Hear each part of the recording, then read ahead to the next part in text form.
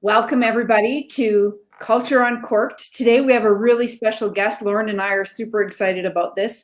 Would like to welcome today Joan Hertz, Chair of Alberta Treasury Branch Financial, and sits on many different boards throughout the Edmonton and Alberta area. And I just want to ask you, Joan, recently you were the CEO, the interim CEO of Norquest College. Yeah. And I'm sure you learned a fair bit while you were there and that you're going to take to the board of governance moving forward. But can you tell us a little bit about where'd you grow up? Where are you from originally? How'd you get to be where you are today? Winding path, but not really. So born and raised in Edmonton and went away to university, actually. I went away to Washington, D.C. to Georgetown University and got a Bachelor of Science in Foreign Service. And as much as that was amazing, especially based on what was happening last night, how fascinating American politics is, it also made me realize how much I love Edmonton, how much I love Alberta. So I ended up coming back here and stayed in Edmonton and went to law school. And after being a lawyer for about 10 years, got pulled into bigger organizations in either as corporate counsel or strategy or whatever. And never really left the law, though. I still do a fair amount of like corporate commercial law, and I think that was a bit of the basis for me getting involved in boards and just started meeting people, and it just kind of grows from there. So much of it is network and just falling into things. I think being lucky and truthfully having really great mentors, like having really great mentors. Yeah. Well, and I think maybe luck has a little bit to do with it, but let's be honest. I mean, it's all about what's up here as well, right? So they say. I've been fooling them all this time. Just to build on that, on your journey, you're the chair of the #1 place to work in Canada, ATB Financial, and proud of that, yeah. And really, an amazing organization and a bellwether company in Canada and Alberta, and then you're on the Edmonton International Airport Board, I believe, on the Covenant Health Board. Yeah. And you teach governance at the IC.D program. I had the privilege of being taught by you and Stuart McKellar on that issue. You've won governance awards for the governance committees you've been on and organizations. And then if I Google and understand correctly, in addition to playing soccer and being a mom of and doing all the stuff that you do, you're also the real estate broker in Atlanta and a PhD in Hicksville, New York. Is that stuff? Yeah. Those would be my evil twins, Lauren. Everybody has an evil twin on Google, which I can blame for all the bad stuff, right? I was Googling you and I was like, holy cow, what you doing in Hicksville? And, no, that is not me. I am not a realtor in the United States. Okay, anyway. Seriously, though, kind of building on Lisa's kind of sort of opening kind of gambit into an extension of who you are is these leadership roles that you play. And I had a chance, to work with you when you were on the board at ATB and watch you work as a board member. And then I had the really great opportunity to work, for you at when you were interim CEO at Norquest. And it was really neat to see you operate. What did you learn when you went to have to go from a governance position into the CEO position? What did you learn about being a better board chair and a board member because of that? Well, I think the first and most important thing is management is always right, and the board should just get out of their way. When I was CEO, and then of course on the board is always right. No, I'm just kidding. But it gives you quite honestly, it does give you a really healthy, walking a mile in someone else's shoes is always the best experience to make you stronger in your role. But in a lot of ways they're similar. I think your job as a CEO is not to know everything and do everything. And your job as a board chair is not to know everything and do everything. I think your job is to try and gather the people around you that have the richness of diverse perspectives and intelligence and bring the greatest minds and different ways of doing something to a problem or to an organization and try and get the most out of them. So in some ways, Lauren, it wasn't that different because I walked in luckily to a really talented executive team. And I can say that because one of them was you. But there was a lot of things underway, and you kind of have to sort of come in, you're going to lead something, especially as an interim CEO. Like you're walking in to lead something that's already kind of underway. Like they're on chapter 13 and I can't really walk in and say, well, no, we're going to rewrite chapters 1 through 12. It's more of how do I fit into this thing and try and help you guys be the best that you can be. And some of that's push and some of that's pull, right? So that getting to that, how do you push people to be their best, and how do you get yourself pulled along to let them show you? You know, sometimes you made me wonder around whether we should automatically make all CEOs interim. Because, you know, there's kind of an interesting thing that happens with that perspective, right? Because when you walk in with feeling like, you know, you've got to really step in and allow people to really flourish, it puts you in that full support, coaching, kicking things out of the way role.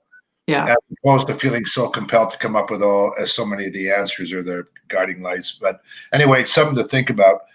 And Lisa, jump in whenever you can. But Joan, you know, when you're on a board and you don't have a chance, right? Because you get there typically, as a chair, you might get there a little bit more often, but you tend to see things in quarterly chunks a lot, right? Or yeah. And, you know, you're not there all the time, and management's there all the time. What are the things that really make your antenna go positively? And what are the things you've learned that your antenna goes off where you go, uh-oh, I need to learn more about that? What are some of the acute listening antennas working for you on both sides? I think a lot of it's odd, but a lot of it is with anything, it's not the thing, it's the people. And so if the people that are the management team that are reporting to the board or sharing their presentations and their challenges with the board, the thing that sets me off in a worry way is if someone comes in and says everything's great, like we're doing nothing but making money here, everything's perfect, everyone's happy, like I cannot tell you how great things are, and these are the 3 things that we need to do, and I strongly recommend that we do them, and they sit down. You think that would charge a board, but in fact it doesn't, because number one, that's never true, right? Like if everything's that great, then you don't know what's going on, right? Spend 5 minutes around the water cooler and there's something that we could be working on. And I think the other thing is it shows like sort of the more a board can see a little bit of vulnerability and see a little bit of variability, then they see a place where they can bring value. So oddly, the things that worry me are when I see a presentation that's just either the recommendation's fully baked or there's absolutely nothing wrong, nothing to see here, we got this, you know, a little pat on the head, board, don't worry, versus someone who comes in and says, actually, we're doing some pretty cool stuff on this. We're pretty proud of these 3 things, and we think we're really doing well in this space. We got some ways to go on this. So if you've got some experience on that, please share it with me or challenge me. This is what I think is going to happen in the economy. Like, are you with me? Because your board spends like 20 hours a year, as I think you were starting to get to. Like we spend very few hours a year on what it is that management does. Management's spending thousands of hours a year on it. So we shouldn't come in and be the experts, but we might have something to offer. We might have something to add. There might be some perspective that we could bring that would make you think about it differently, or make you think, could we do this bigger? Could we do this, you know, as you and I like to say, exponentially bigger? Those are the kinds of things that when we get into those kinds of conversations, now I'm excited. Now you got a board excited and engaged, right? Yeah, that's really helpful insight. And so, Lisa, were you going to jump in? Yeah, I was going to say it's not always about having the answer, but it's about igniting the creativity in something, because what you say might actually bring the rest of the team together and go, oh, I never thought of it that way. How about if we look at this problem or this solution this way based off of what you said? And it might not have been the right answer, but it definitely ignited something in the team to activate something new and different. But even you saying team, like sometimes you'll have a presentation and it's I this and I that and I'm going to this and I'm going to that. And that's another alarm bell. Hey, Lauren, like we've talked about this before, and we need to catch ourselves. because it shouldn't be an I, even in what we're doing as leaders. It's always about the team, and it's always about where we think we can take it and what do we think we can do. And I think one of the most telling elements of success for boards and for leaders and the culture at those sort of higher levels is if everyone has their eyes solidly on something higher than all of us.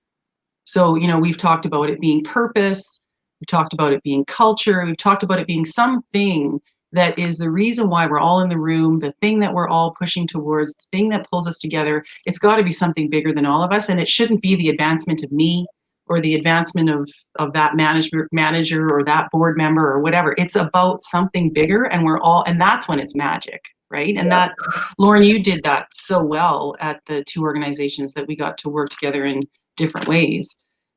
Just bringing that to the forefront, that it's about something way bigger than all of us, and how you get everyone excited about that.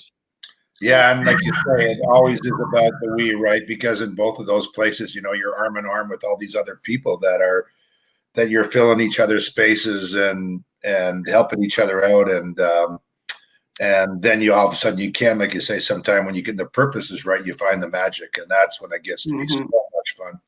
Hey, or when the crap hits the fan, or when the like crap happened to us this spring.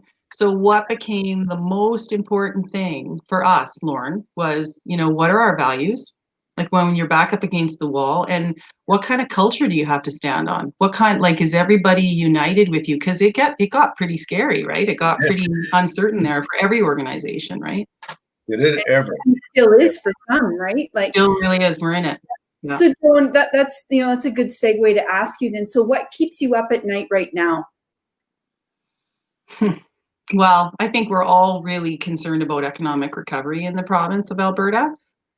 We have all of the world has suffered from a reduction in demand, but I think particularly in the energy, the slowdown in the economy has resulted in a reduction in demand for energy at the same time as there's been an incredible reduction in the price of oil. And these things combined with the economy having to be either slowed down or shut down in Alberta has caused significant difficulty for a lot of people and businesses in Edmonton, because in Alberta, and behind every business is a person. So let's be honest, this is affecting people. Yeah. So what keeps me up at night is, just our pathway out of that, and how we are going to, I believe, I am still optimistic that we are on a pathway out of that.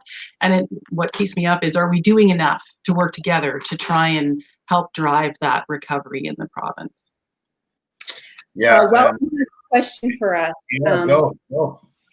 And then we'll get to you, Lorne. Any tips on participating in committees remotely, getting ready to work on some bylaw revisions? I'm assuming Weldon's getting ready to work on some bylaw revisions. Yeah. Hopefully not me. I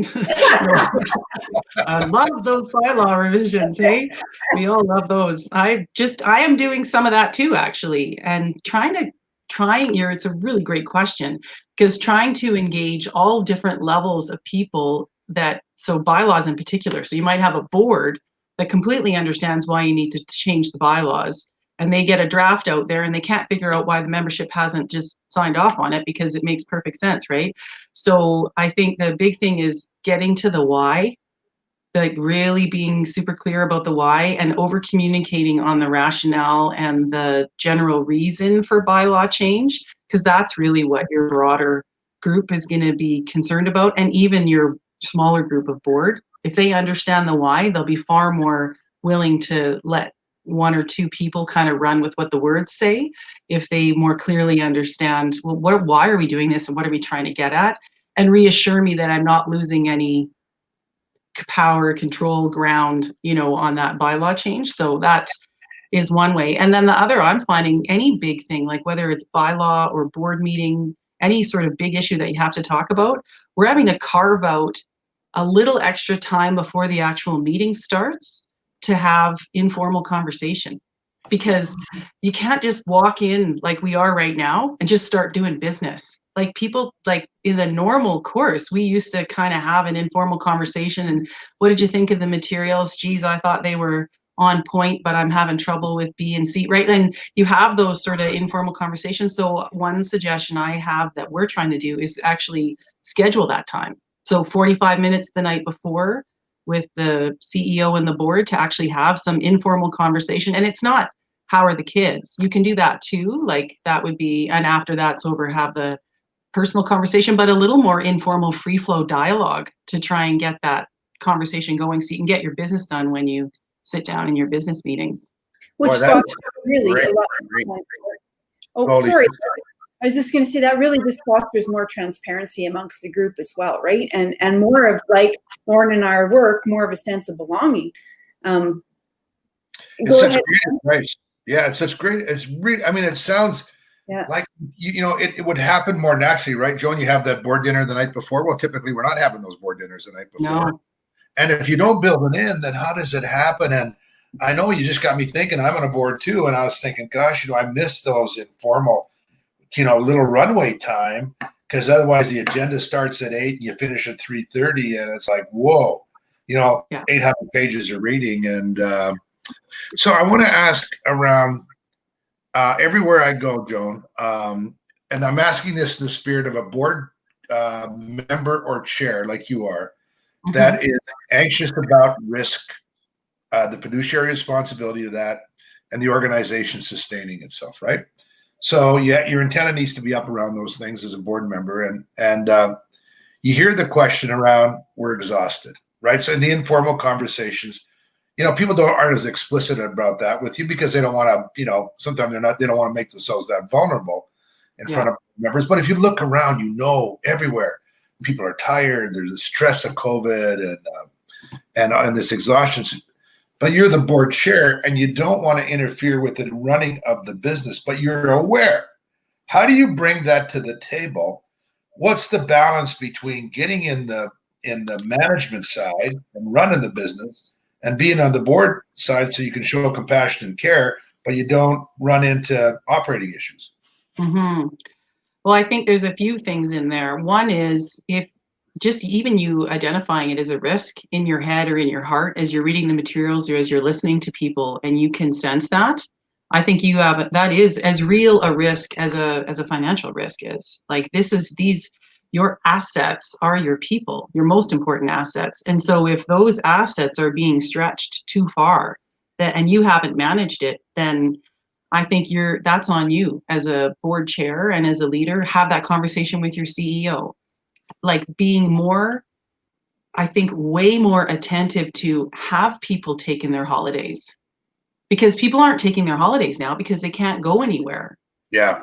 And so it actually becomes that you have to sort of mandate people to take a breather. So I think it's incumbent on board chairs and boards to have that conversation with their HR chair or with their HR lead for management or the CEO to say, what is the report? Like, are people taking their holidays? What is the mental health check-in of our most important asset, our people, right?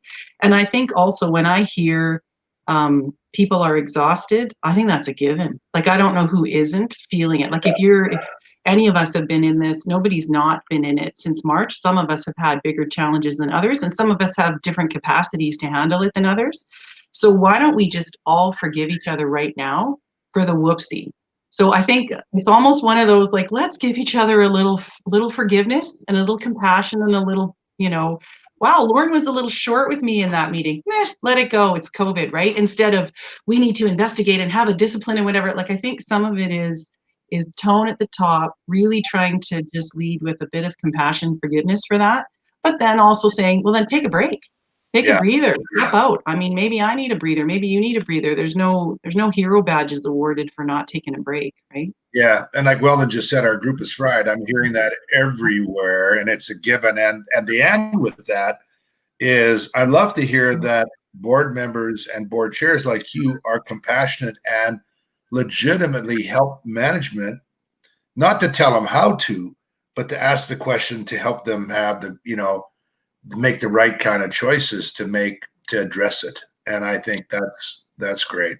I think the other thing that popped into my head, Lorne, when you mentioned risk too, and I don't want to forget to mention it, and I've had to do this a few times on all the boards that I'm on. So in one side of our mouth, boards are saying, but we want management to go easy on themselves and take a break, whatever. And in the other side of our mouth, we're asking for 6 iterations of the budget, 4 scenarios, and what are my 22 new risks, and how do I know? And what do you think that does to a management team? Like, they're already staying up all night worrying about the 462 things. Now, maybe you've thought about one that they haven't, and that's of value to them. So let's by all means talk about it at the board meeting.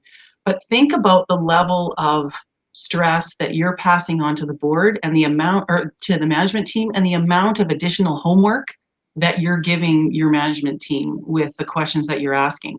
I'm really cognizant of that. So I work with the leader, either the CEO or the lead of the CFO, whatever role I'm in, to say, what are you guys doing for scenario planning, and where can the board add value? Yeah. Instead of the board's got these 64 worries. Well, let's talk about it at the meeting then. Let's let management say, well, I think board's going to be curious about this and they're going to be worried about that, and not give them additional work. So I would just be another caution on us. Like, what are we doing as leaders? Because we're worried, and then we just pass it on down. That doesn't help. Yeah. Sometimes I think, I'm not sure, and I think boards forget, and management both forget sometimes, but the amount of time that I see management teams preparing for board meetings is crazy. Unbelievable. Yeah. Like, people work hours and hours for those 4 to 8 hour meetings. And, and it's always board chairs are always trying to find what's the right value to bring, and management doesn't over kind of inform or get, it's a really interesting kind of a balancing act, isn't it? Yeah. How much of that is, so they spend all that time preparing and then they just present for 45 minutes and then time's up. So how much value did management get from the board? So it's really important for all of us to still, you got to prepare, maybe even more in COVID. We have to be even more prepared, because we have to understand what's happening in our organization, other organizations, and the broader world, and then be able to come and have a real discussion about it and actually try and bring value to each other, to management and to each other, to, again, for that higher purpose. What are we trying to do here for the organization? Yeah. Just to go back, and Lisa, jump in when you can, but both of you and I won't mention his name, although everybody might know, we both kind of had the opportunity to do a little bit of tutelage of a pretty seasoned board chair that will occasionally was known to give board members feedback. Yep. And when do you, as a board chair, when do you see well-intended board member behavior that needs some nudging from you, that you find some quiet time to maybe help them reflect and learn and grow? What is the behavior that kind of you watch for and you help to nudge? I think it's more often than not, everyone's very well-meaning, and everyone has read the stuff and prepared and tries to bring their best self. But sometimes we're best selves at operations. I would like to know. Maybe. I think we're, everybody's comfort zone is operations, Lorne. So maybe that's you, Joe. Look in the mirror, buddy. No. It's so much easier to come in and ask a subjective kind of operational question. I see on page 64 that we're 20% down in whatever. Why is that? So that's an operational question. That's probably one that your management team asked each other before they came to the board meeting. So what I sometimes find myself, you're asking when I would be nudging and giving a board member suggestion, would be, I don't think that that's something that they didn't consider. You have to try and think of the question that is gold. So instead, think yourself, what are the reasons why that could be down 20%? Look at 3 or 4 peers as to why it might be down 20%. Think about why are we even talking about that at all when we heard at the strategic retreat that we really want to get out of this line of business? Whatever, you've got to elevate your thinking to be more 3 to 5 years. And, great board members don't just come up with a question on the fly, very rarely. Great board members have given it an awful lot of thought, probably a fair amount of research, and then they actually craft a question that they think will really get management to go, Mm-hmm. And so that's advice that I find myself giving some of our really smart board members who've been amazing CEOs, and they come in and ask a CEO operational question, but management already thought of that. We got to bring it somewhere else. Well, and I think Weldon is agreeing that he's saying that he's going to have to go do a preliminary board meeting just to get everything on the table and explain first. About it, right? And or how do we then say at the beginning of the board meeting as a group, what are the key issues we got to get to today? Like, we've got an agenda here with a whole bunch of fiduciary oversight stuff that we got to do. Let's make sure we do an excellent job of that, because that's our job. But the other part of our job is, what are the key issues that we should not walk out of here without talking about?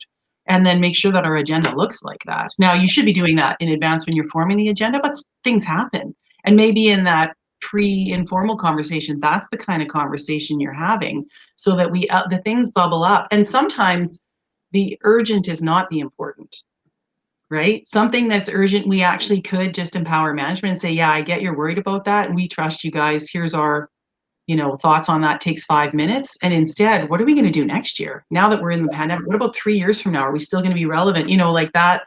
I think that's the purview of the board, and that's the hard thing as a director. And you got to put different hats on, like you said, Lauren. So we come in as CEO when you're doing an operational role, it's different. You still want to be big picture, but you have to execute. You have to understand what your plan is, and you have to execute. That's more your ambit is management. Board, you got to get up at that strategy level. Where should we go? And are the things we're doing going to get us there? I think the things I just wanted to build on is that I appreciate this both from a director point of view and a management point of view. Management loves board members that ask those questions, right? That in a helpful way make you go, oh shit, that is a good question. They're all good questions, but there are those that are like, whew. Yeah.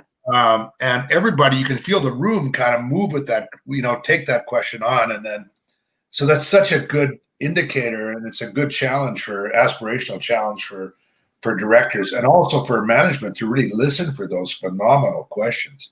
Well, and make sure that you've set the board up to even ask that kind of a question. So if there's no vulnerability, how are they supposed to find out how they could add value?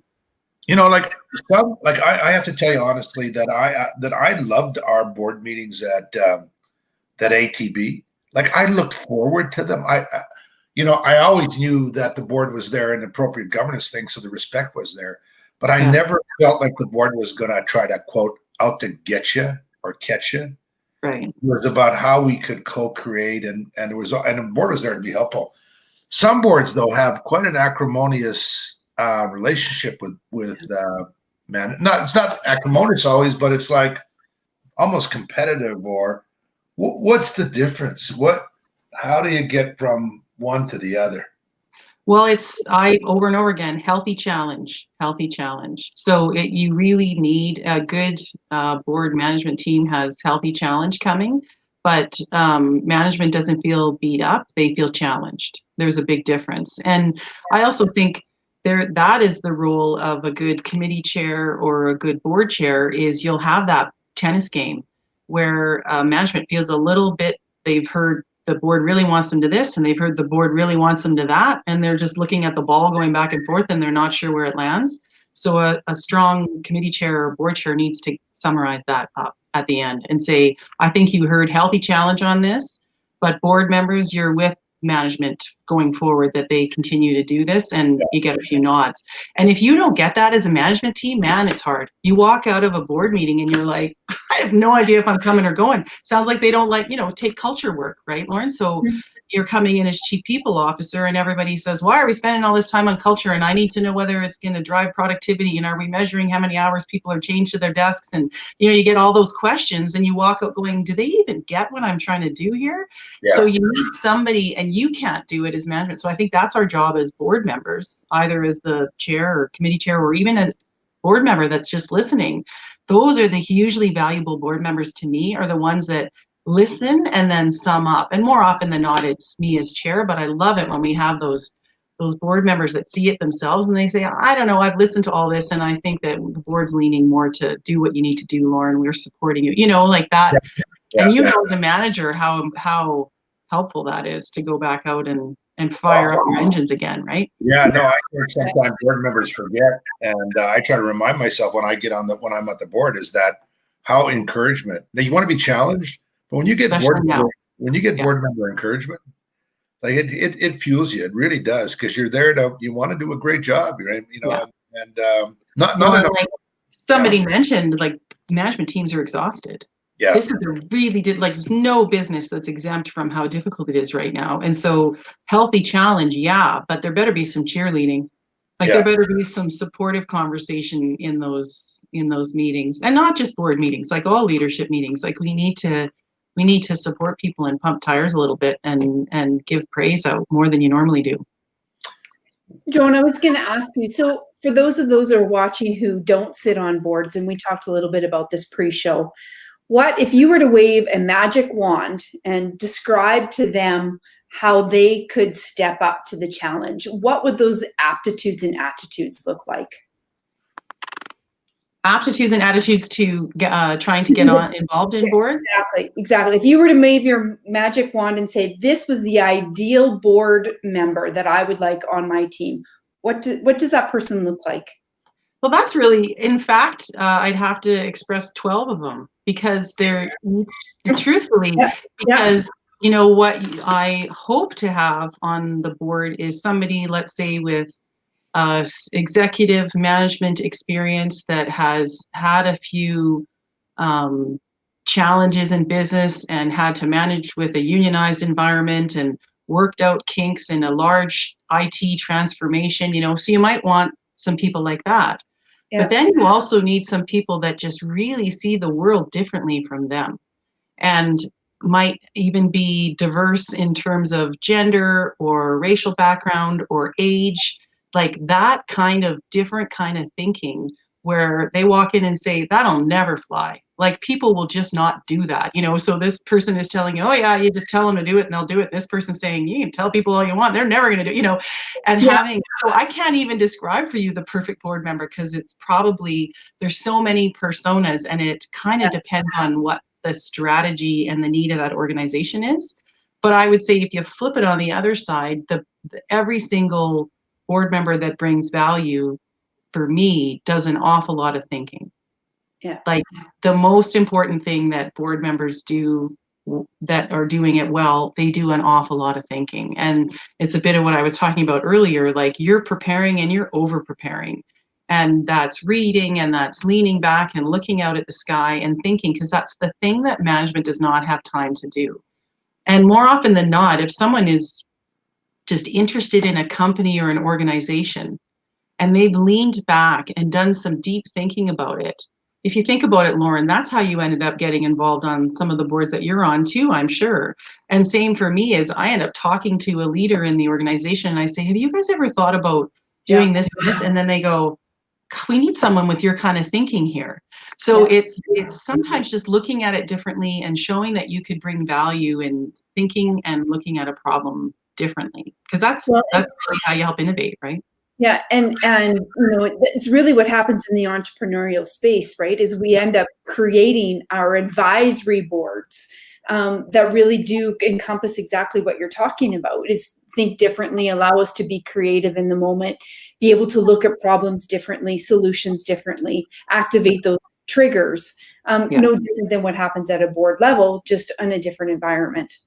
And oddly, it's not like a lot of times people say, oh, you probably first got on boards because you're a lawyer. And, I have friends that first got on boards because they're an accountant or whatever. I think that might get you on your first board. I don't think it would get you renewed. I think what gets you renewed and gets you onto your next board is curiosity and being a person that says yes and. So, it's really important that we have compliance. It's really important to have lawyers and accountants and engineers, and we even have boards that have those requirements. But the types of lawyers and accountants and engineers that are invited back for the second term are the ones that are curious and are the ones that are really far more trying to drive that yes and let me learn more about this, and how can I bring my expertise and say, well, we wouldn't normally have done it that way. Let me scare you a little bit with compliance because that's my job, but let me understand how I can enable you to do this differently. So that's my suggestion. Yeah, I love that you said curiosity, because I think curiosity didn't kill the cat, but it definitely built a better mousetrap. Right? Yeah. Right? And so curiosity is the key to everything, truly. Lorne, you were going to say something. I can tell by the look on your face. Yeah, no, I was thinking about this idea about, although they're different in terms of their governance responsibilities, but I think advisory boards are great places to practice and to really go and hone your, it's really challenging to get on a public board these days, very challenging. And they, and it should be. And I do think not everybody can afford it, but I do want to put in a plug for the IC.D program. There are some real skills and governance things to learn.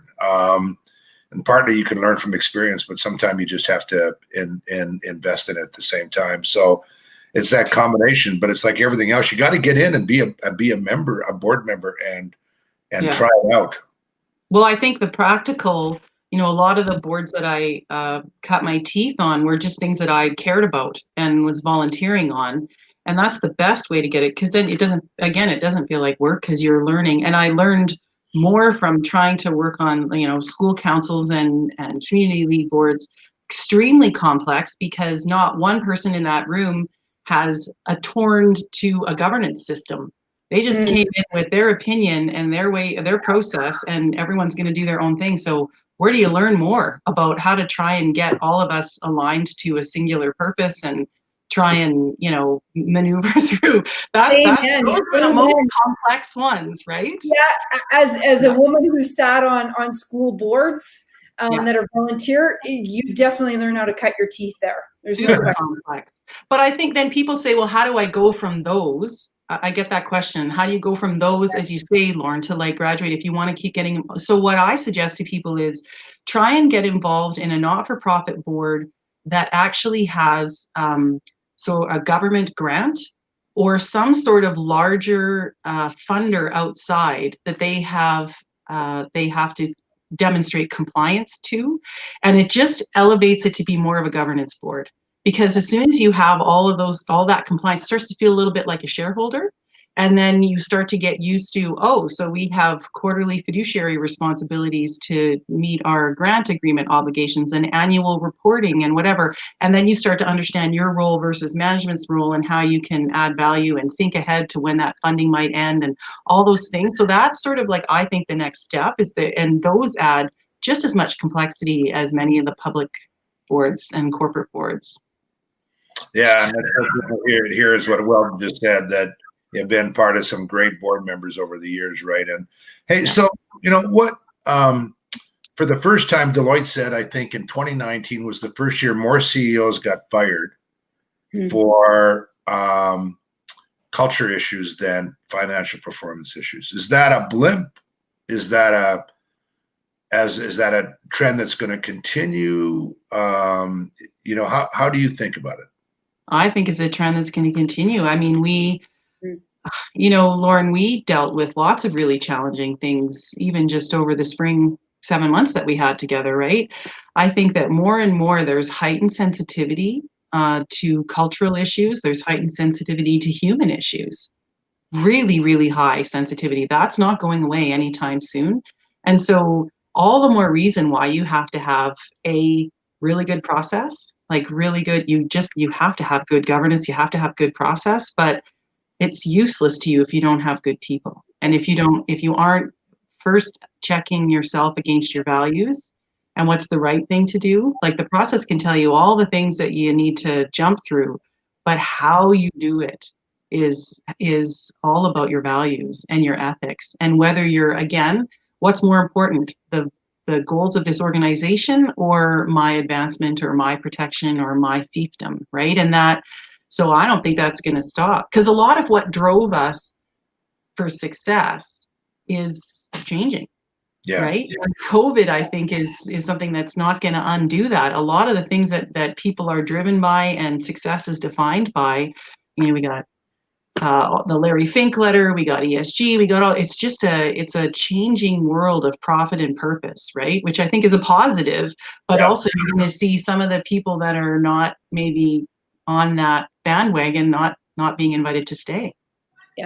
So we're getting close to closing up. So we have a hard stop in 5 minutes. So ask away, Lorne. I'm so curious about Generation Z. I love millennials. I love every generation. I'm so interested in Generation Z and the generation after that, like my 13-year-old grandson. And I saw on Netflix, I saw the way these kids on this one show where there was about 13 and 14-year-old kids communicating, multi-communication on multi platforms at the same time. And then you've got board members that tend to be later in their career, right? They tend to be, not always. Yeah. And you're starting to see. And so how current do you expect your board members to be? Like, do you expect them to know what TikTok is and on it, or what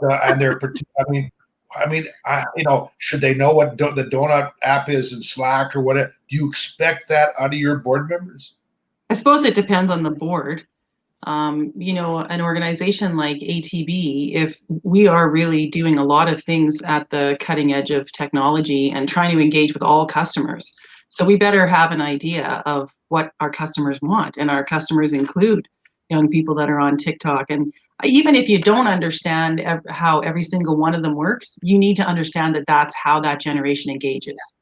Right. And if you don't, so do you have to have played on TikTok? No, but you have to know what it is, and that's really how they engage and how they get their information and how it's not just entertainment for a lot of them. It's actually how they find out what's going on. Exactly. Yeah, exactly. It's crazy. They're like this, and you're thinking, what are you doing? But their mind works differently because they are just so used to technology in ways that we can't even begin to imagine, because we just didn't have that as kids. But again, that's why the Atari, right? Going back and forth, we hit the gold mine. Totally. But that's why we can't. I think there's a benefit of both. There's a benefit if you look at the really agile, fast. Some of the biggest companies in North America, all the ones that are popping into your head that are in the IT sphere and own the world. If you look at their boards and their board meetings, they're actually quite, as you say, Lorne, at the end of their career type people with sort of a solid background, real strong fiduciary look at things, slow down, let's just take a look at this thing. And they're not full of Jeff Bezos isn't on his own board. It is a different. So the job of the board member is to be curious and to understand those things, but it's okay to say, help me understand how quickly we should do this. Help me understand why you think this is the thing we should invest in, right? So, but on the culture side, how we engage with the younger generations and how we make sure that we're creating a workplace and an organization that they're going to want to spend their career with. Wow, that's a huge challenge. I put that back on you. You're the chief people officer culture guy, but that's a huge challenge, right? It is. I'm going to duck it for a minute because we got 2 minutes left, and then Lisa always does the closing one. I'm just going to popcorn you for just a quick minute. A couple things. Okay. Remote working, growing, neutral, or going backwards. I actually think neutral, because just as many people as are enjoying it are also really hearkening to get back together. So I think you'll see a hybrid being more accepted, being more accepted, but a lot of people are going to want to go back to work when we can, back to the workplace. Social justice. What's the next step? I think this is awesome because the lid has been blown off of some things and there's some real conversation happening. But I hope that the real conversation leads to, again, compassion for leaders who might not be getting it right, so that we can walk together to get to the solution of policy change that everybody wants to see. I think that, polarization and accusation never gets us to advance. And but we needed to be called on things, and so that's great. But now, how do we hold hands and move together? Right on. And if you have the title of your book, if you're writing the book right now about leading an organization from the eyes of a chair, what would the title be? It's not about me. Not about me. Love it. Lisa, you wrap up. Joan, thank you. I could hang out with you and for hours. Same, Lorne. I miss Now I you. want to do one for you. I'm going to ask you all the questions. I miss you. Thank you for joining us, and Thanks thank for you having for our me. audience. And Lisa, you want to bring it home? Yeah. So I just wanted to ask you, we always ask at the end of our Culture Uncorked podcast happy hour for you to tell us one story about when you felt you belonged or you didn't belong in an organization, or maybe just in life, a life experience. Oh, wow. You like caught me on when I belonged or didn't belong.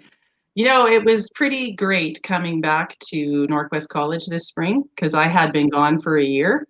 And there was that sense of, oh, yeah, I know this. But actually, we had almost a completely new executive. And we had a great get together, like away from the office.